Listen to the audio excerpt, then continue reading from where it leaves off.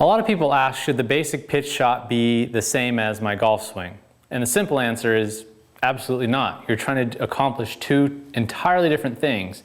For a full swing, one of the most important things you're trying to do is have a lot of shaft lean so that you can take loft off the club and hit the ball first, come down with a descending blow, which helps you compress the ball properly and launch it on a proper angle with less loft than the club has normally.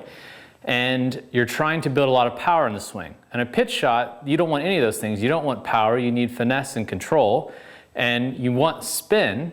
So taking a lot of loft off the club doesn't make a lot of sense. That's why a lot of golfers who go to a lot of short game schools, they're taught all the same basic, extremely limited, and very poor way of hitting a pitch shot, which is to play the ball way back in their stance, put all the weight on their front foot, get a lot of shaft lean at address, and then don't use their hands, and they just kind of hit this little hold shot.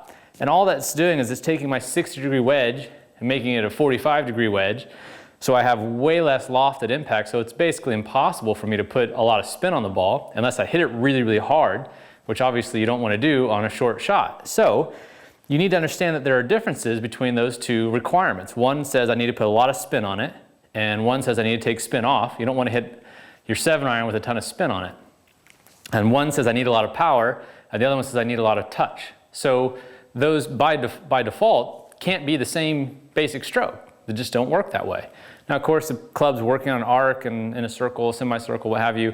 Those are the basic, there's similarities between the two. Beyond that, the requirements are completely different. So let's talk about what you do want to do in a pitch shot. And the most important thing is you want to put spin on a chip shot, or a pitch shot, chip shot. You can use those terms relatively interchangeably. Typically, a chip shot is more of kind of a bump and run-ish kind of shot, and a pitch shot's where you're throwing the ball a little bit more up in the air.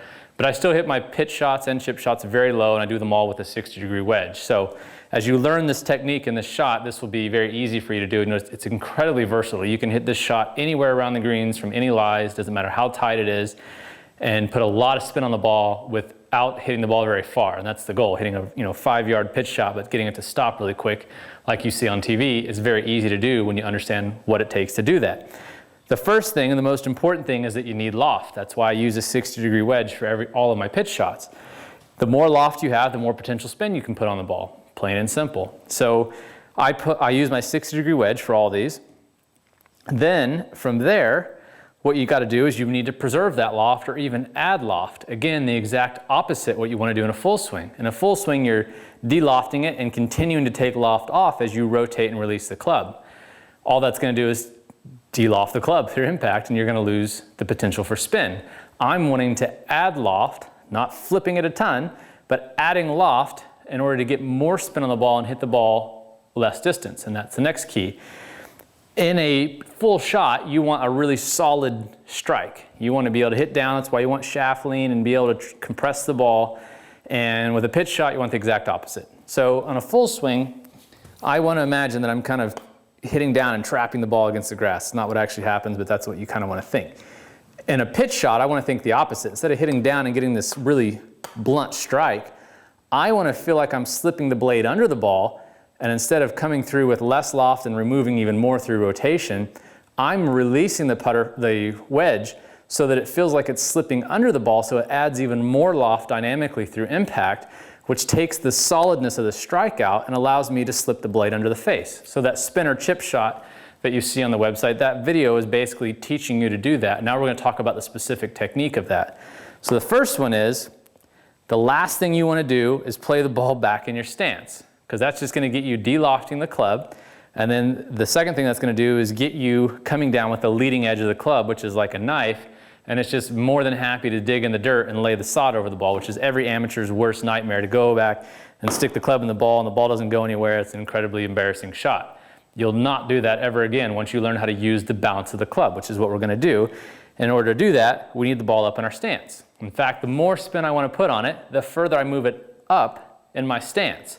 Because what that's going to allow me to do is release the club a little bit more and have more loft coming through impact, which again, most important determinant for putting spin on the ball.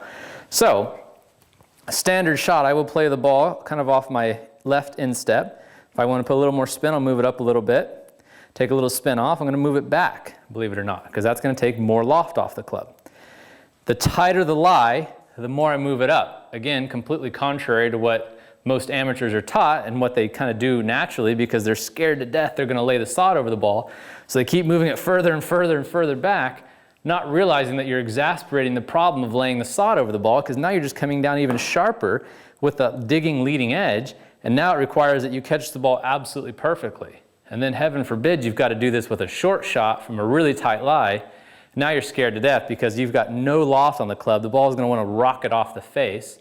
It's just a never-ending battle. So, ball up in your stance. 2, you want a square stance.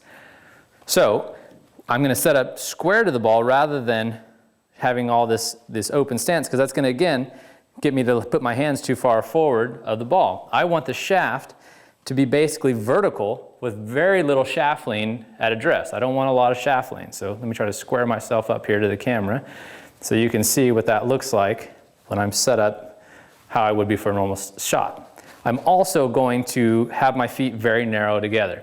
This is going to allow me to do the next piece of the stroke, which is to have a very shallow angle of attack. Again, this, you're just going to chop down on it. That's going to lay the sod over the ball and get your blade digging.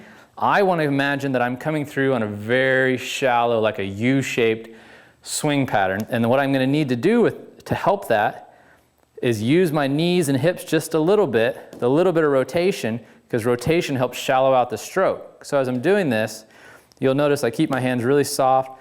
The club's going to come through very, very shallow, rather than me staying here, not moving my body and just sticking the club in the ground. Not how we want to do it. So, feet close together, which is going to give me some freedom, which is for rhythm and for some movement of my body, which is great for touch and sensitivity around the greens. Feet close together, ball up my front instep, shaft very vertical at address. Now what I'm going to do is I'm going to weaken my grip. And again, weakening my grip allows me to control the release of the putter or the wedge more. So I need more touch, more sensitivity, more finesse around the greens. And a weaker grip is better for that because it gives you the ability to hit different shots, different trajectories with different spin. So I'm going to have a weaker grip than I normally would. So far we've made quite a few setup changes in how most of you would typically hit a chip shot. So now what we need to do is we need to understand how that basic stroke works.